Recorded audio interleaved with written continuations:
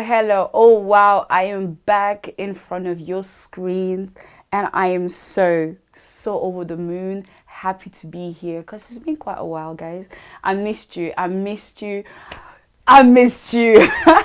You know, I love to have conversation, deep conversation with you in order to enlighten you through a few things of what is happening and to bring you amazing guests in order to, to talk to you about things to know, things to implement and to be able to enlarge in your awareness, right? Mm-hmm. So tonight I'm not by myself. I'm with this beautiful lady beside me. But before I introduce her, just to let you know that we are still on our YouTube page. In case you're missing all the information, or the talk show that we're having, or the information that you need, right? You need to go on Etincelle talk show, the page, the main page. There's not another one in case they're trying to, pirate or whatever. That is the one. We are also on Instagram, we're on TikTok, but mainly live stream on YouTube. Please share this live as much as you can because we're trying to enlarge our people, enlarge the followers, the people who are really following us. So you never know really who is on your phone that needs really this information. So please share it on your statues and things like that so that it can help really to enlarge the view of tonight's talk show. All right, so I'm going to give you a short little break. When we come back, I'm going to introduce her. Let's go.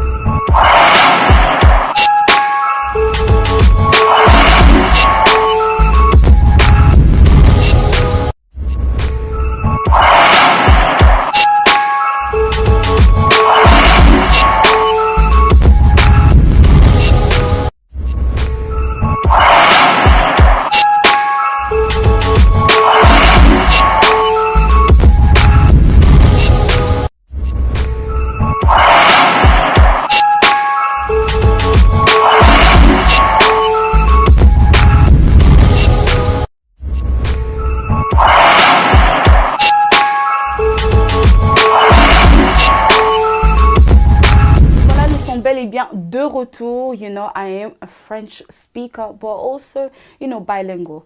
So welcome back on our show, Etincelle. Thank you so much. And I really wanted to greet actually also all the sponsors behind Etincelle Talk Show, which is Oublié d'un TV network. We have Apostle Mylene Moudiaye, who is behind this, and also Milia. And thank you so much for all supporting Etincelle Talk Show. Voilà, my guest of tonight, she is like a model, right? Oh. Beautiful, okay. Glowing, melanin, and she is clever. She's not just clever, she has a lot of potential. And I actually wanted to list, listen, she has a lot of points to détailler, qu'on dit, put in details, digital marketing, worker. She's an influencer. Listen, she probably sings. Maybe I don't even know, but I'll give you. I'll give you the opportunity, please. I know you, but my guests do not know you. Introduce yourself. Oh, of course. So my name is Ama Okobeya Aburam Bullens. I am Ghanaian, raised in France and Switzerland, and now living in London with my wonderful husband. Yes. And yes, we've been in London for 7 years now. That's a long time. It's a long time. I'm a Londoner, innit? Oh, I hear that. Yeah. A lot of people do tell me that. I was like, why do you guys always say innit? But unfortunately, this is, as soon as you're in here, you need to just gain the flow. Yeah, exactly. You need to innit? pick it up. Right. So I've done a lot in my career. I always wanted to work in fashion, which is one of the main reasons we came to London. My husband is also a creative, so we wanted to be in a creative space. Yeah. And coming to London, I started to learn about the industry. I worked for different brands. And just before arriving, I watch a documentary called The True Cost, Oh, which yes. was about fast fashion. Mm-hmm. So at that time, I didn't really know what the impact of the fashion industry was. I just thought I was going to watch a documentary and walk away, because that's what we all do. Oh my You God, watch what it, happened? you're like, oh, I'm sad. This is terrible, and you walk away. But something convicted me. I felt like, wow, this is a space that I love so much, and how could something that I love so much cause so much harm to people, but also to this wonderful planet, this gift of an earth that, you know, I feel like God has gifted us. Yeah.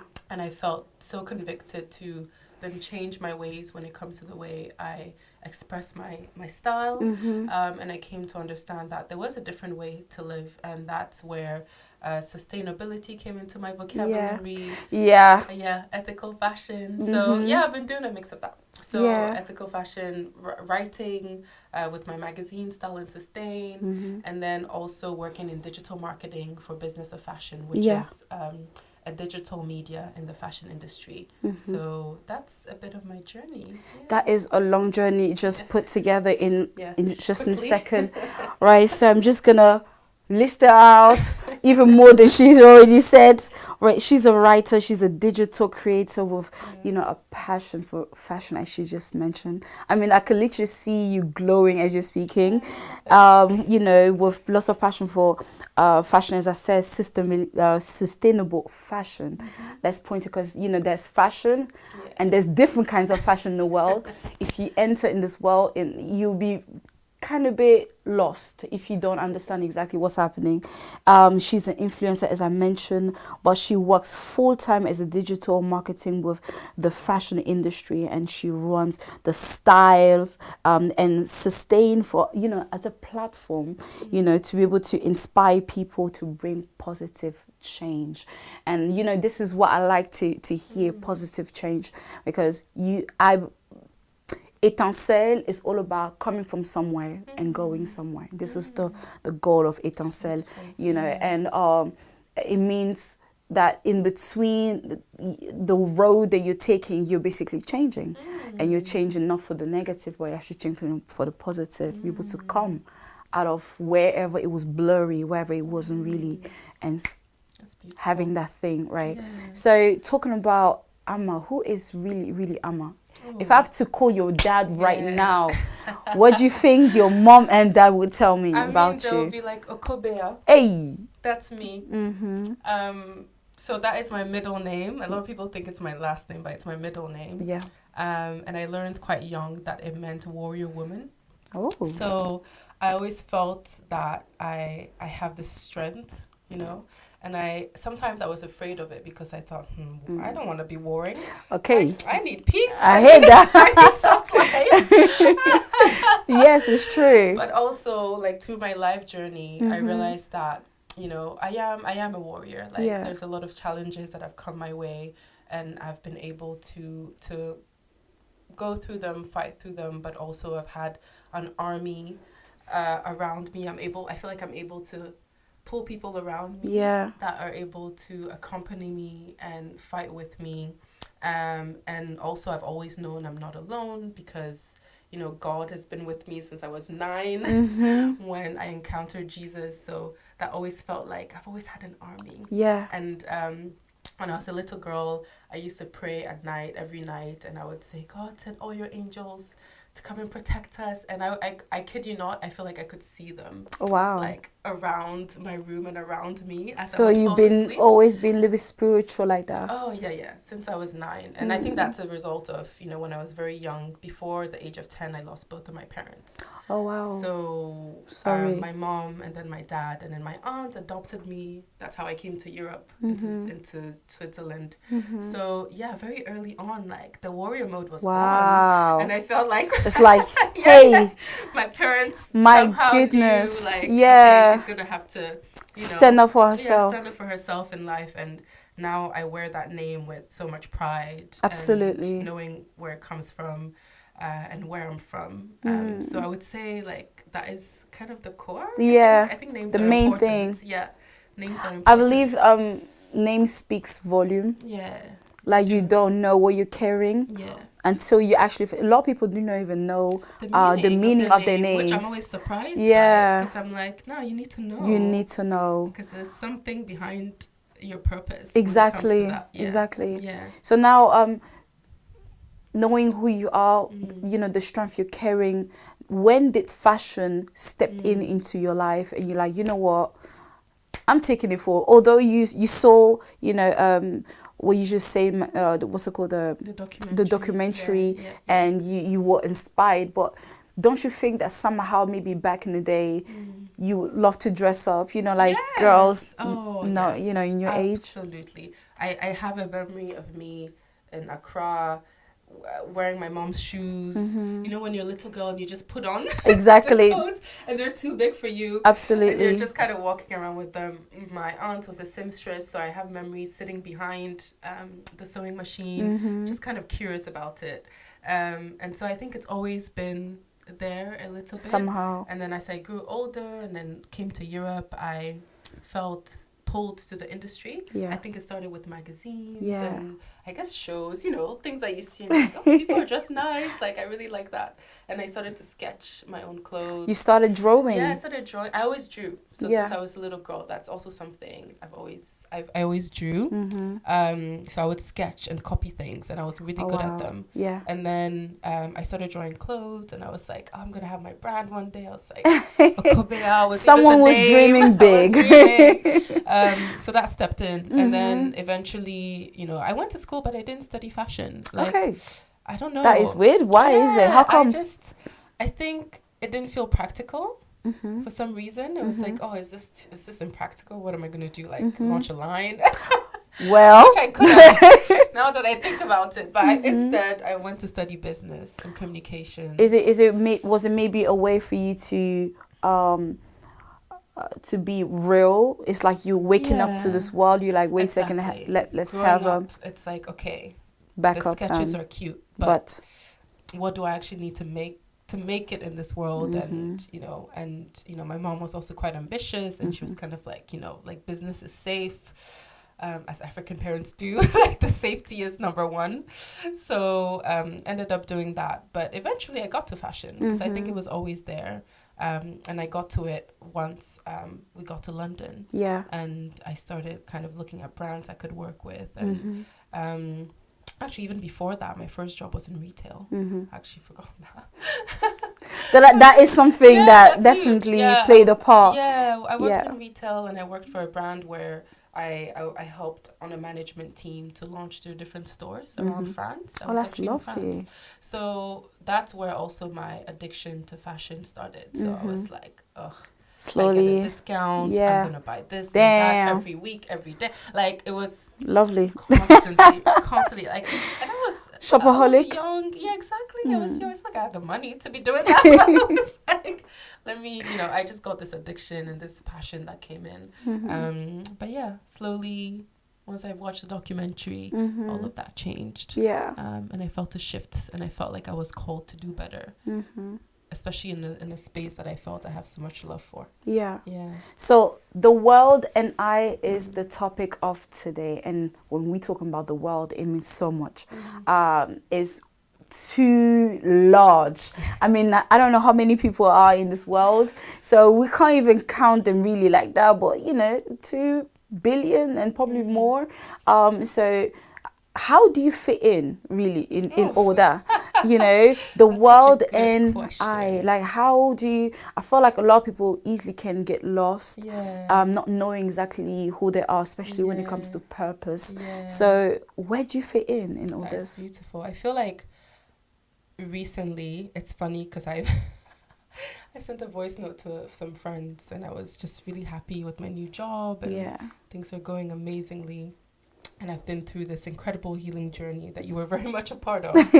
And I said on the voice note, I was like, I'm God's favorite. Like, I just said that. Wow. And I was like, you know, everyone's God's favorite, but I'm God's favorite. And I really felt it. And I felt the overwhelming love. And in those moments, I think, you know, it doesn't become, you know, the world versus I. It's like, I'm not alone, you know, because like God sees me and I'm like his favorite. And it's funny because a few days later I was like, oh, was I a bit arrogant? my friends thinking, oh, who does she think she Yeah. is? And then another friend who I haven't spoken to in years, she sends me a message on a photo and she's like, oh my gosh, you look amazing. What is this glow? Okay, God's favorite. And there was no way she would have known I had that conversation. Oh, wow. Or that I was doubting and thinking like, oh, was it too much? And I feel like in that moment, God was like, nah, girl. No, that's not too much. It just, yeah. Yeah. Sorry, I got excited. It's not too much. Like, that's how I see you. So then I think when it comes to the world and I just feel this sense of purpose, like I'm known and seen because of God. Yeah. Sorry. That's okay. I might need some water. Yeah.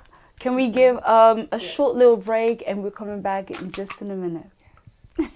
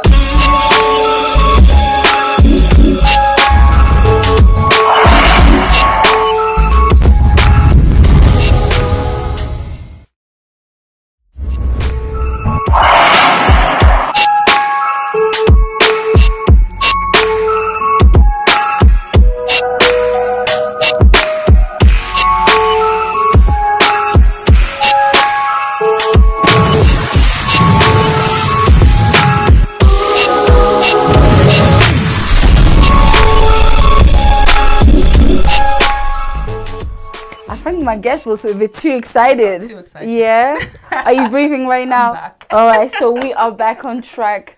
When it comes to you, figure out that you are God's favorite. Yes. I know, right? It sounds so crazy when you say it as well. No, but it's amazing how like some people can really carry certain things, with boldness and walk with it. Because some people they need to lean on some people, but you're figuring out yourself. You're like, this is who I am. Yeah. I'm walking with it. Yeah, exactly. I think that's what it's been, especially in the past few months and everything. So, but yeah, like you said, the world is a big place. And yes. I think it's easy to get lost, and I've certainly felt lost at many moments. But I think we can all find a space, and we're all built differently. So, I think having the right people around you is important to feel connected and to not feel alone or lost in the world.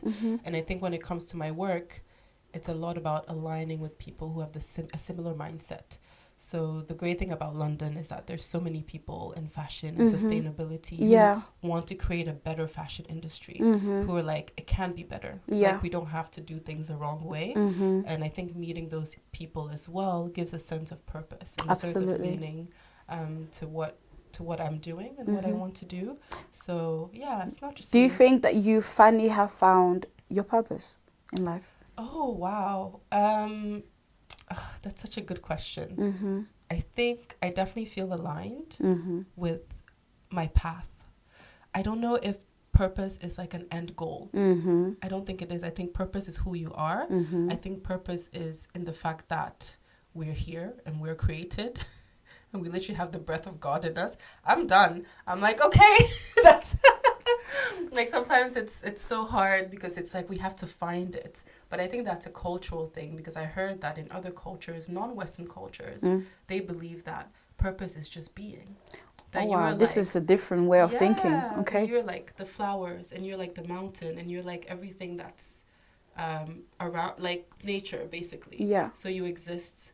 And that is enough. And I think I kind of align with that. And I think, the purpose is that I'm here and I have the breath of God. That's all you need. Yeah, and then the rest of it is aligning. It's just making sure that that I am aligned with God, so that I can make sure I'm living out whatever was written about me before I got here. I think, But I think I do believe that. Yeah. I do believe that there's a special book about me. and that it's written somewhere. Yeah, and and it's there, and I can actually tap in and like align myself with that. Yeah, So that gives me comfort. that's lovely. That gives me a lot of comfort. It's just to know that you know exactly what you know.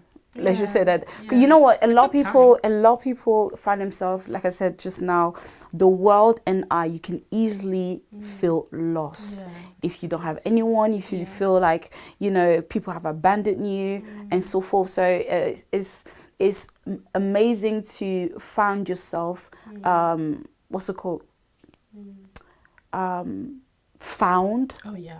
And and then not 100%, but somehow that exactly, not exactly, but where you're going. You have this light that is shining upon you that is helping you to still walking. Absolutely. And when you don't have that, somehow it can really place this doubt in you. Doubt create fear and so forth and so forth. So when it comes to fashion, how would you describe really this fashion that has been changing? I feel like there's no balance really when it comes to fashion. I've seen fashion changing, decade after decade after decade. So how do you find yourself into it, and especially of what you're doing today? I mean, the thing to know about the fashion industry is that it's accelerated. Like, it's going faster than ever before. And when I say faster than ever before, is that as people, as humans, we're creating so many clothes all the time. So there's a number that came out that said there are 100 billion clothes produced every year. 100 billion. Nice. Yeah. Oh no. It's and how many people are there on the planet? 8 billion approximately. So just picture that and think of the fact that who are we making this for, and where is it going?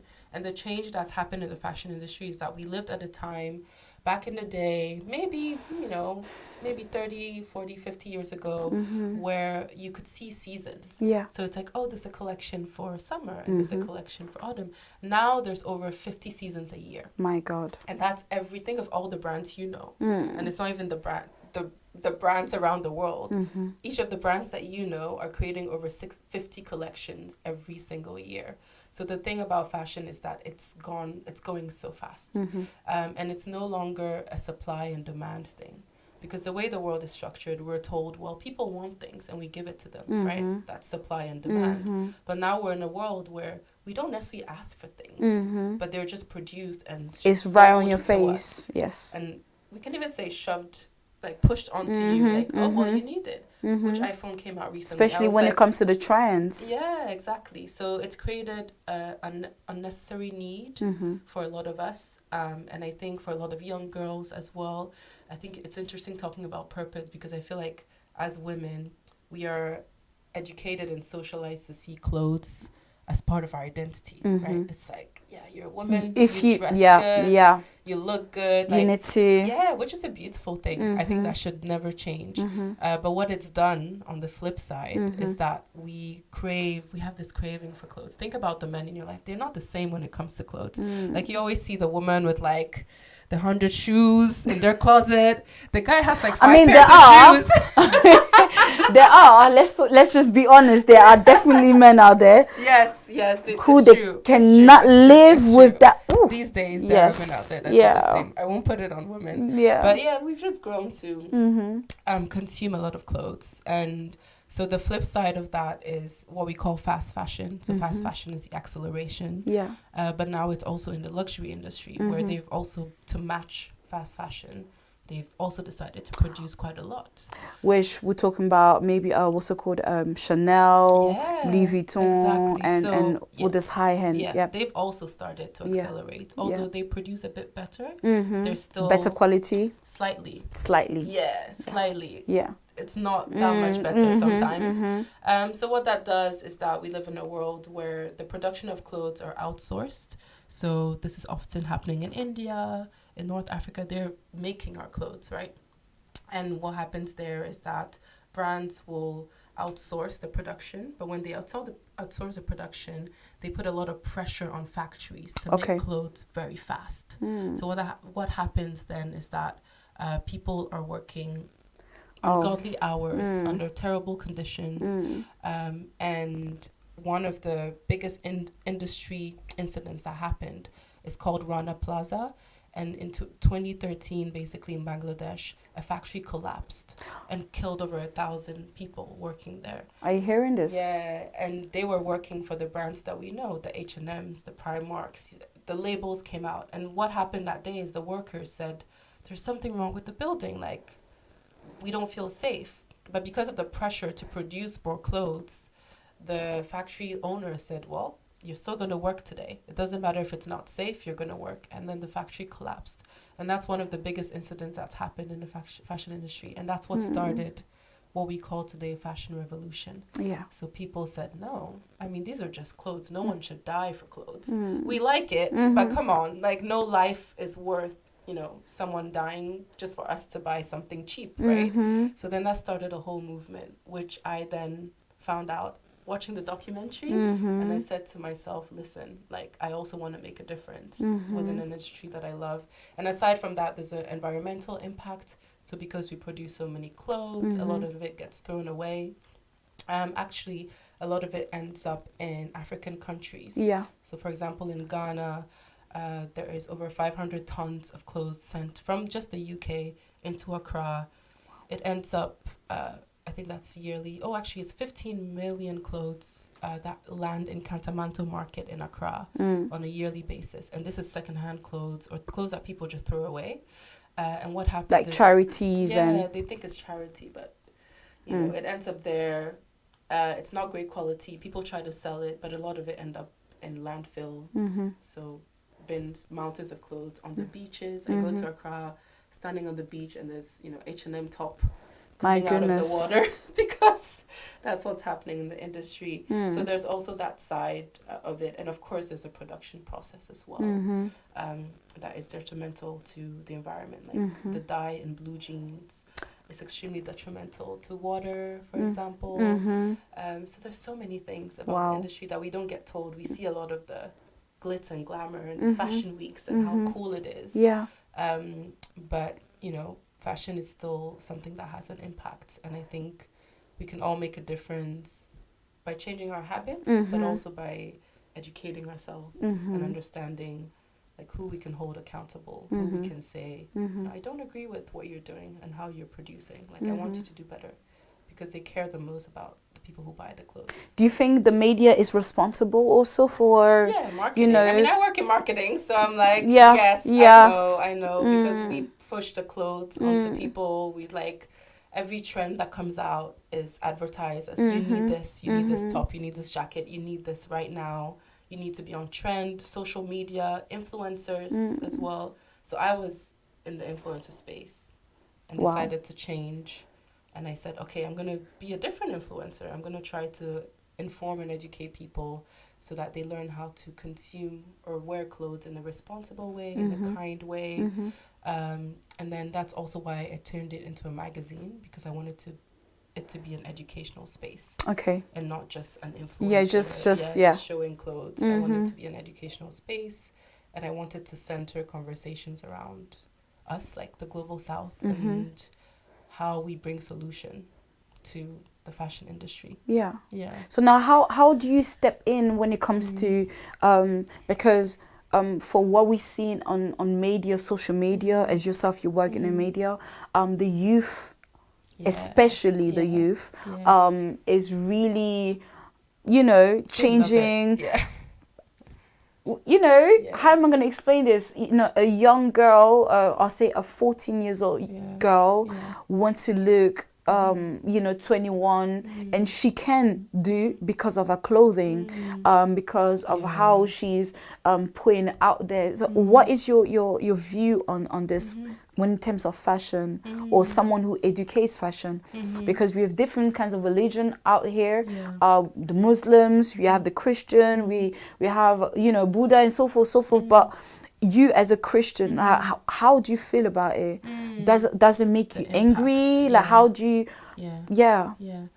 I don't think it makes me angry, but I think it always pulls me back to the idea of kind of valuing ourselves and valuing the things that we own as well. You know, I think when I think about sustainability and the impact of the industry on the environment or on people, I think of the fact that we have a responsibility to take care of this planet, right? And I think that is something that God is very clear about. It's like the earth is yours. You're going to work in it. And you've named the animals. Like this is your domain and this is a place for you to take care of, I think. And I think when we do things that harm the earth or that harms us in turn, then we're kind of going against that. It's like, why are we letting go of our responsibility of actually taking care of the planet? When it comes to young girls and women and the fashion industry, I think it's a lot of pressure. I think it's a lot of pressure to look a certain way, to be a certain way, and I think you lose yourself in that. You do. You really do. And you know, and then you have the celebrities and the Kardashians and the Botox and all of these things come into play, and you feel like, oh, I have to look a certain way. And we all fall for that, right? And I think the younger you are, the more it has an impact on you. I see girls that are like maybe half my age, and I feel like they look older than me. And sometimes I'm like, wow. Wow. And that's just like the makeup and the style, and it feels like they need to grow up quickly, or their value lies within the way they look, and that's like their what they have to offer the world. And I think that's difficult, and I think that's where if sustainability comes in, there's a mindfulness. Okay. It's like you're not just wearing things for the sake of wearing just them. wearing them. Yeah, you're thinking about what you're choosing, right? Because you're trying to maybe buy less. So you're thinking, okay, let me find something that really suits me that I can keep for a long time, right? Let me find something that I can even maybe share with my friends, and it could be more of a community thing that we share our clothes, for example. I think it can give you confidence to own your style. Absolutely. Instead of following trends. And that's the thing that needs to come in. It's like everyone can follow a trend, but true style is from who you are as a person. So I think that's where those sustainability can be useful, because there's mindfulness about it. But actually, a lot of research shows that the younger generation, they're very mindful of what's happening in the world. Oh, really? Yeah, when it comes to sustainability, when it comes to like climate change, they're actually quite mindful.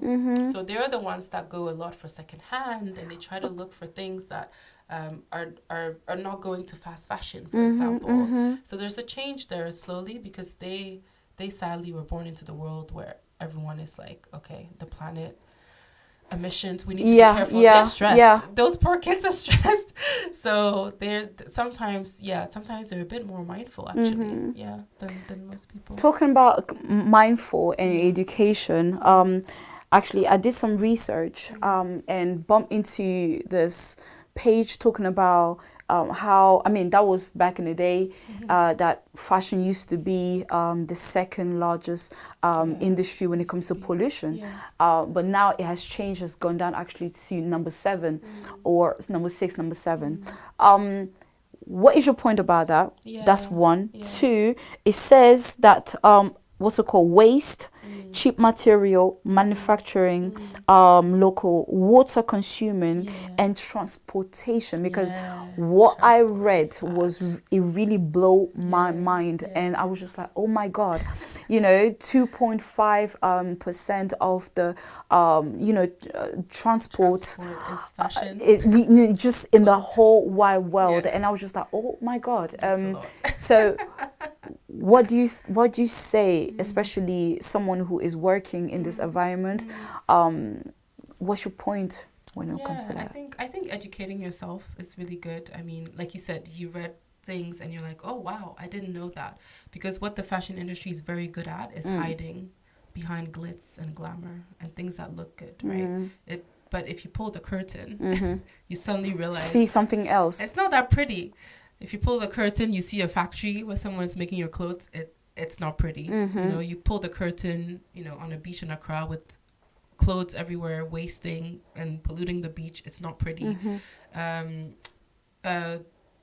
we even use, there's oil-based materials. Polyester is an oil-based material. Yeah. So that means that the gas industry is involved in fashion. The oil industry, is involved in fashion. So when they're pumping oil from the earth, some of that goes into creating clothing items. So specifically polyester. Yeah. Polyester is also not the best fabric. It's also not great on your skin. They've done research on certain brands where they've taken samples of the clothes and they're like, oh, there are some cancer-inducing chemicals in these clothes. My for goodness, example, yes. because you're wearing oils and plastic and things that are not necessarily good for your skin, as well. So back to your question, which was, the environmental impact, basically. Yeah, so it's really about the excess. It's really about the excess because we do need clothes, right? Yeah. And no one's gonna say certain way. Yeah, no one's gonna say let's stop. Let's stop making clothes. But it's about changing the way that we make them. And you talked about water pollution. That's what I was saying about jeans, for example. There's a city in China, at least I read this back in the day, where the waterways are just blue. But it's because of like the denim dye that's used, and the denim dye is very chemical based, and that then pollutes waterways for locals who like drink the water, and that's just coming from a factory producing denim, for example. So that happens as well. And then there's the oil industry, as I mentioned, and then there's the fact that it gets thrown away. So people think, let's go to a charity shop and let me give something to a charity shop. It's good, but about only 10% of what's donated in the charity shop ends up being sold. Yeah. So what happens is because the people are still coming in and buy, actually. Yeah, people still buy, but like there's so much now because there's too much. Again, it's the excess issue, right? It's like there's so much of it that now if it doesn't sell in the charity shop, it goes around different charity shops, and if it doesn't sell, it gets shipped to Africa, which is what I was saying. Wow. So then it gets shipped there, and even there is too much, and people can't handle it. So then that's where the pollution happens on that side as well. So it's a tricky industry, but there's hope because I want to talk about, let's talk about hope after. Yes, okay. Yes, let's bring hope, because like there's always a two side of the story. Exactly. And the same way how you can use the knife to, to cook or anything like that, you can also use the knife to kill, right? And I feel like where you're stepping in or where you are right now is like it's opening your eyes of what is really the fashion industry. Now my question is, after this enlightenment that you receive and you saw in your eyes, oh my God, my people are basically dying, as the Bible will say, my people are perishing lack of knowledge. Exactly, right? Yes. So how did you start living your life according to the enlightenment that you received? Like how? Yeah, so honestly I was quite dramatic. I ended up not shopping for 3 months. Wow. Like I was like, no, this is, and the thing is, I recommend the documentary The True Cost, Andrew Morgan, because there was a girl in that documentary and she was maybe my age at that time, and so she was spending her life working in a factory. She had kids that she would never see because she had to walk to work and she would spend the whole day there. As women, they face harassment in the workplace because there's men there and they just feel like, oh, let me take advantage of this situation. And I just watched this girl and I was like, that could be me. And all she's doing is making clothes. All she's doing is making a top for Zara or H&M. Why does her life have to be that way? So I remember I couldn't get that girl out of my mind because I was like, no, I can't. I felt so much empathy. I felt so moved by her story that because I had her in my mind, I couldn't bring myself to walk into a shop anymore. Like just go to H&M like I used to, or like just buy anything. Wow. I really physically didn't feel like I could do it anymore. So, and I think, now with hindsight and thinking about it, I do think that's part of my purpose. I think we're all put into the spaces we're put into to hopefully bring light and change into that space. So for me, having that realization, I felt like, okay, I could make a difference, and I could be the difference in that girl's life. Yeah. And my favorite thing about what I do with my magazine and when it was a blog is people telling me, oh, you changed my perspective about fashion. I didn't know that this was happening. I didn't know. And that, I could maybe do it differently, that I didn't have to shop the way I shop. And for me, that's the biggest impact, and that's the most important thing. So yeah, I stopped shopping for 3 months, and then I was like, okay. I started going through my clothes, and I realized there's so many things I don't wear and I haven't worn, and I could honestly clothe an entire village if I wanted to with my closet. I was like, this could go to a lot of people. So then I started restyling the things that I hadn't been wearing for a long time. And then I eventually discovered Fashion Revolution. So they're an organization, and they are the ones it was created after the factory collapsed in Bangladesh. And so they started a whole movement where they said, you know, as someone who buys clothes, you can ask brands, who makes my clothes? So that was the question. So you could, you know, on social media, you could post and tag your favorite brands and ask them, who's making my clothes?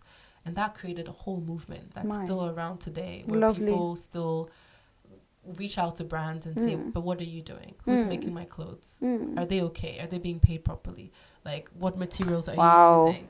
Because at the end of the day, we're the ones buying the clothes. People don't know that brands are very afraid of us, because when you buy something, you're putting money money into it. Yeah. If you realize that what they're doing is wrong, they're gonna lose you. And when you ask a brand, like, where is this from? What is it made from? Like, who made it? They sit up, like, oh, something's coming. Someone also, like, I mean, we had a conversation when it comes to that, and now it's like every time we buy something, or even myself, actually, there is the have to the label just behind that says exactly where it's from, and sometimes that certain brand, or I'll say certain products, that really shocks me to figure out. It actually comes from Italy? No, wait, it comes actually from, it brings a really awareness into the things you're putting on your body. Exactly. And, science considers our skin as our biggest organ, because your skin absorbs whatever is out there, right? The cream you put on it, the material you put on it. So it's also like when you put clothes on yourself, you're putting something on your skin that will seep into your body at some point.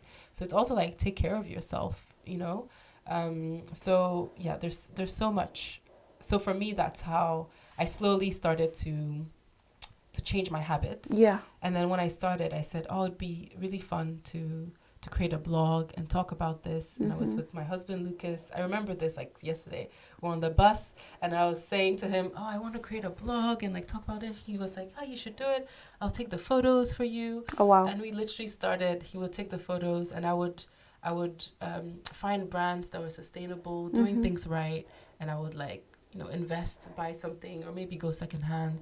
And then we would take photos, and then I started posting. Yeah. And from then it just grew, and I started to realize that I could have an influence. Like I could also make a difference. So I started doing panels and talking about it as well, writing about it, and that's kind of what Style and Sustain is really. Actually, talking about that, if I can have Regie, if I can please have the photos that I've took, because talking about fashion and trying to recycle, right? This is where really what you're talking about. So some people don't really understand fashion and sustainability. Yeah. It's a long phrase, right? And so it basically means be able to take something that you have, but actually recycle it, make it differently, and be able to last it longer in a sense. So instead of wasting it, or maybe just throwing away, as Amma just explained, to be able to ship it somewhere in Africa. So you have literally things like this. And talking about, that's hard to wear, right, on a daily basis. But there are things like that, right? So it's just some people need to understand really what is greenhouse gas. If you can elaborate that, actually, because I saw that and I was like, I understand what it is, but someone out there doesn't understand what it is. I'm not the best scientist, but I will do my best to explain this.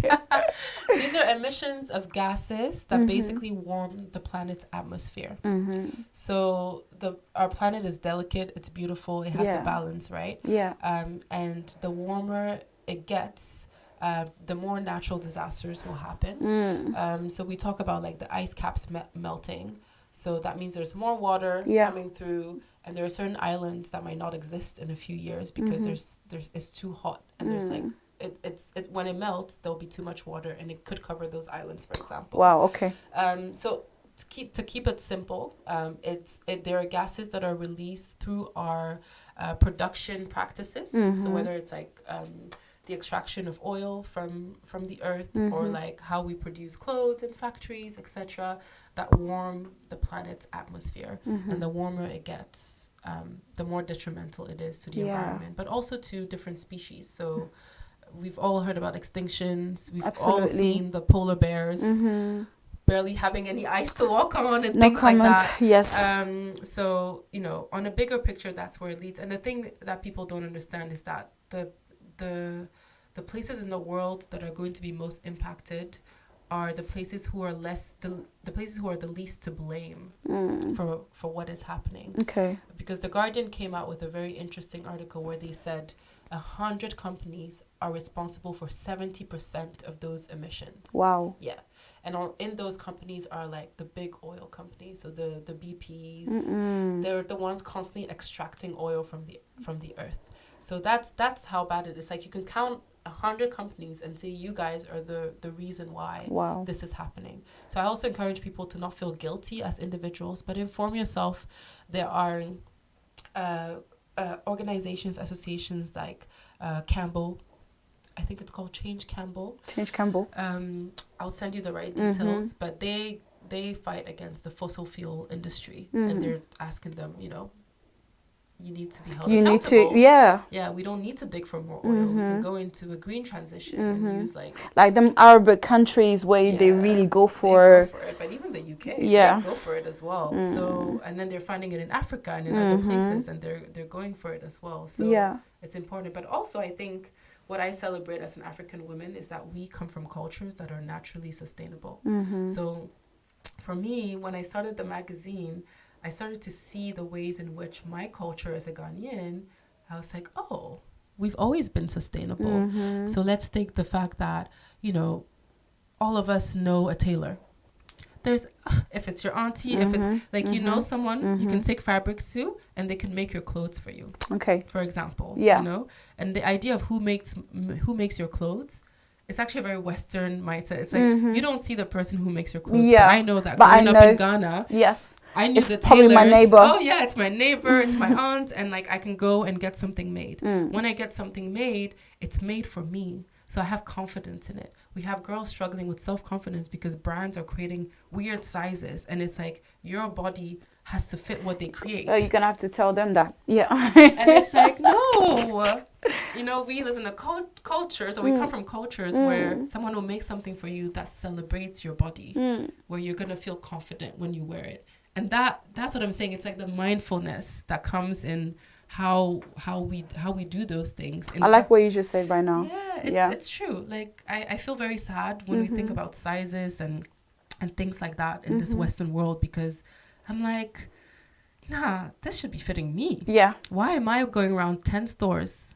Or if I the jeans are weird and I have to find it here and it just doesn't make sense to me. That's not what the experience of clothes should be. There's other practices, for example, in Ghana, we call them the Oye Adiye. Oye Adiye. Nice. What does that mean? They do things well. Okay. And these are, back in the day, they're tailors. They walk around the neighborhoods. They have their sewing machine on their head, ringing, and they literally provide like clothes making services. Lovely. So you can like call them in, and they'll come and like fix your top or do something for you. And now they sit in markets, and like in the markets where we receive a lot of the secondhand clothes, people don't waste them because Africans are so resourceful and we're so creative. So when it comes in, people are upcycling. Yeah. They're like resewing. They're like creating brands. They're like doing all these things, and that's all happening in one space. So it doesn't even go to waste when it comes to Accra. This is why. I can use this. Yes. And that's the cultures that we come from. So the solution has always been there. Like in Accra as well, in Ghana, we pass on cloth. Yes, that's the one. Yeah. We pass on cloths. Yeah. from mother to daughter. Yeah, that's etc., true. That's right? true. Yeah. Because Very true. because we value the tradition of clothing. You know, I got married. My husband got me cloths. I'm like, I'm keeping these, and I'm gonna pass it to my To my daughter. Yeah. My grandma gave cloths to my mom and my aunties. So we come from cultures where we already do those things, but we've been told that it's not the way to do it, and it's cooler to have all these new things and buy new. And I go back to Accra and I'm like, no, keep seeing your tailor. Yeah. Keep making clothes that fit you. You know, keep being resourceful. Keep being creative with what's giving to you, because that is true sustainability. It's the fact that we're resourceful with what we have. And you know in who you are investing in. Exactly. You know, that's you're giving your very, money very, straight. You know, like if it's your sister, you know. If it's like your neighbor, you know where your money's going. Yeah, exactly. When it comes to us, it's a situation. The CEO of Zara is one of the richest men in the world. Wow. Inditex. He's like in top 3, at least top 5. And that's where the money is going to. And that CEO makes like, I don't know how many times the amount that the person that's making the clothes makes. And how does that make sense? Because he doesn't do anything. No. He doesn't even know. He probably doesn't know how to sew a button. But here he is making all that money because we decide, you know, to invest. Yeah, to invest. So you said it. That's the thing.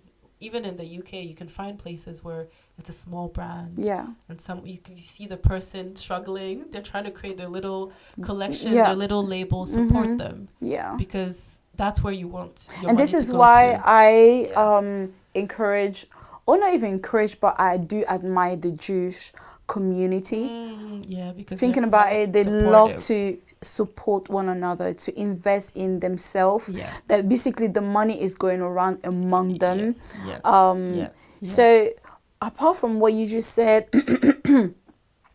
and how you're seeing the world right now, if you could tell a young girl today about, especially what you've learned and how this light has literally opened your eyes, what would you tell this young girl? Like, you know, how you know, what is the impact?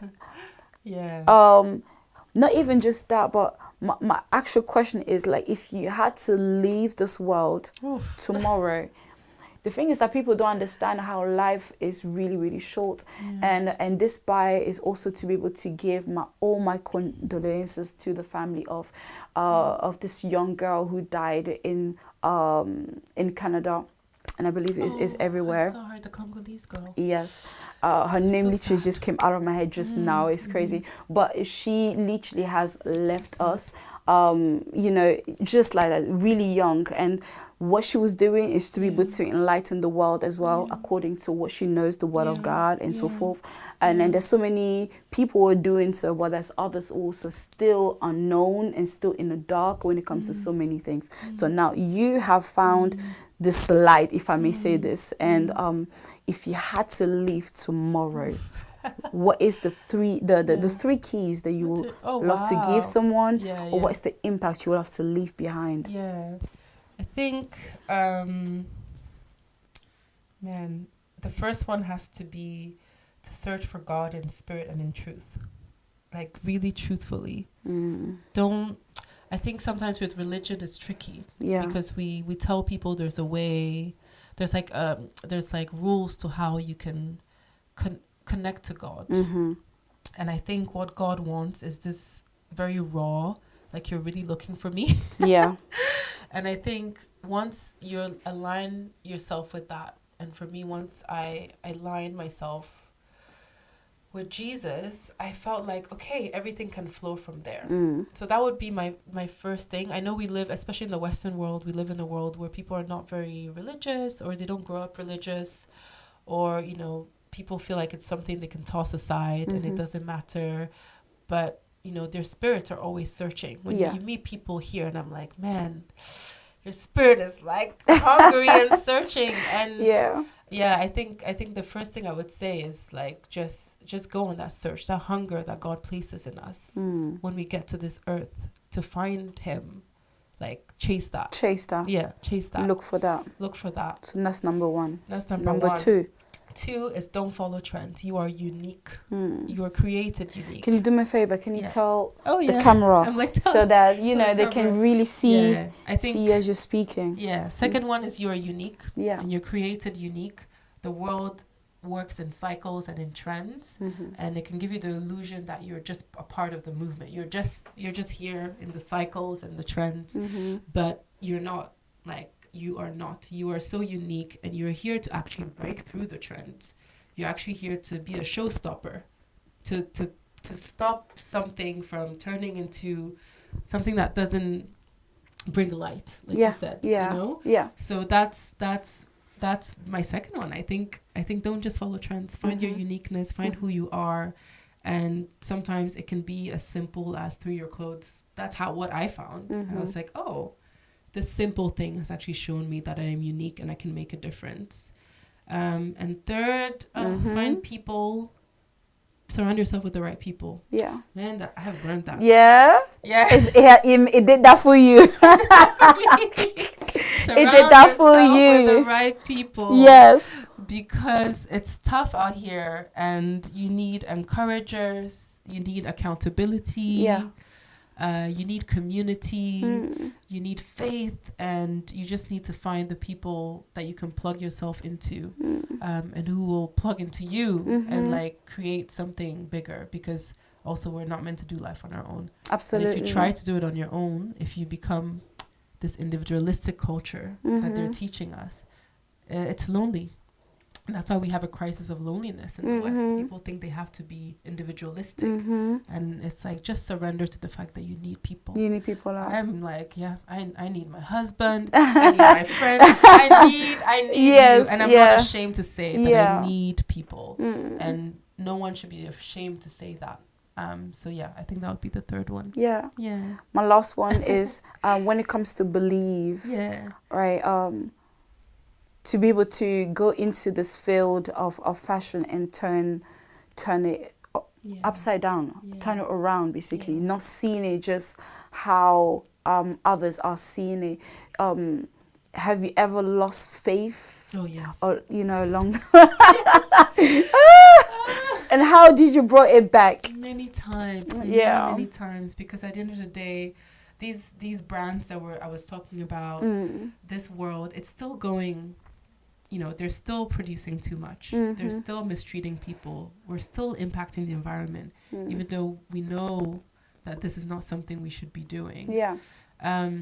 But again, the hope is found in community. I told you I need people. It's when you talk to someone that, aligns with you, agrees with you, sees where you're going, and they say, like, I'll come with you. Let's do this together. Yeah. And then that's how you find that there's hope and things build. And change in the world never happens in a big, showy way. It's always in the little places where people are thinking differently, and that slowly becomes the norm. Yeah. So I think that's very important to remember, and to not always look for immediate results. Yeah. Just know that it's a journey, it's work, and lean on people. That really helps me to not give up. If I feel demotivated, I go to an event and I talk about sustainability. Yeah. And suddenly I'm like, you keep on just boosting yourself. I like that. And so this is what I actually bumped into this quote, and I would really like to read it to you. I believe I told you that in the beginning. And so this quote really uplifted me, and I couldn't believe that this is the person actually wrote that. All right, so I'm going to mention the name of the person towards the end, right? It says, the world is not the most pleasant place. Eventually, your parents leaves you, and nobody is going to go out their ways to protect you, right? It says, unconditionally. Wow, to protect you unconditionally. And you need to learn to stand up by yourself and what you believe in, and to pardon my language, to kick some ass. Wow. Guess who said this? Who said that? Queen Elizabeth II. Really? I was really shocked, that. And what I retain in that, and what you're saying is that, like, you need people, right, in order to to stand on your feet. And not just that, but you need God, as you just mentioned it.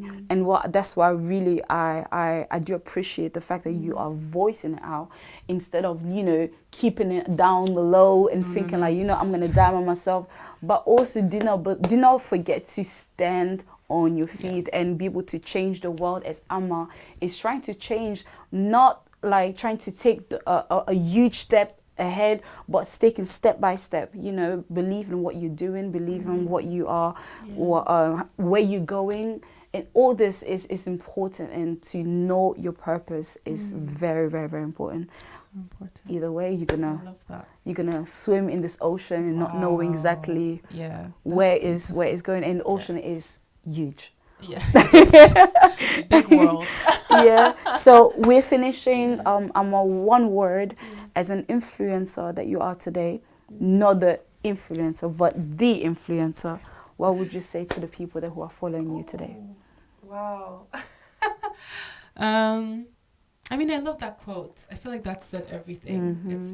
It's hard for me to beat what Queen Elizabeth has said. She's the queen. Exactly. So I'll just realign with that. I think life is hard and it's tough, and I mentioned my experience and like losing my parents quite young, but I feel in me the need to hold it close to you. Yeah, I feel in me the need to still say that we're not alone. And I'm going back to God because I have to, because I just remember being 9, having lost both of my parents, and I remember the day I felt Jesus say, like, this is hard, but I will walk with you.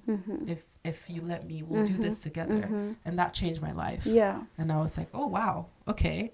Like, I may have lost this major thing that's so important, but God stepped in and was like, I knew this was going to happen, and I've got a plan.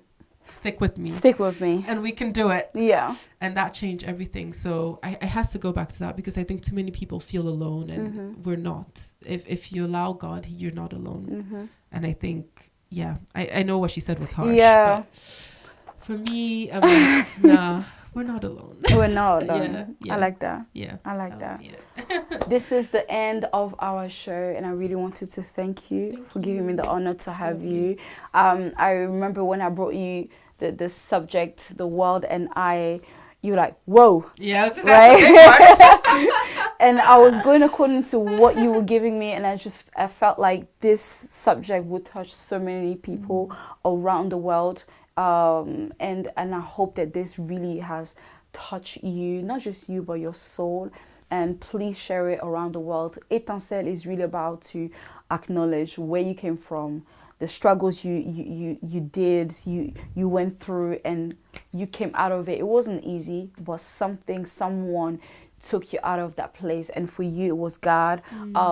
Your struggles when it comes to your parents, losing them, and someone, maybe for you is something else, maybe for you is cancer, maybe for you is so many things. But when it comes to the world and you need to know your place, you need to know who you are, and you are the light of the world. So you can change things if you only decide to do so, and stick by it no matter the wind, the tempest, whatever may rise. It all gets better. Exactly. It always does. Exactly. Yeah. So I hope that you were, uplifted by the testimony, by what we just spoke about. Fashion, don't let it don't let it take over. Exactly. So we're going to meet again next week, same time, 8 o'clock. Please don't be late. And we have surprises, right? So stick in, and we'll see you very soon. It was Gracia Susuzande, and take care of yourself. Bye-bye.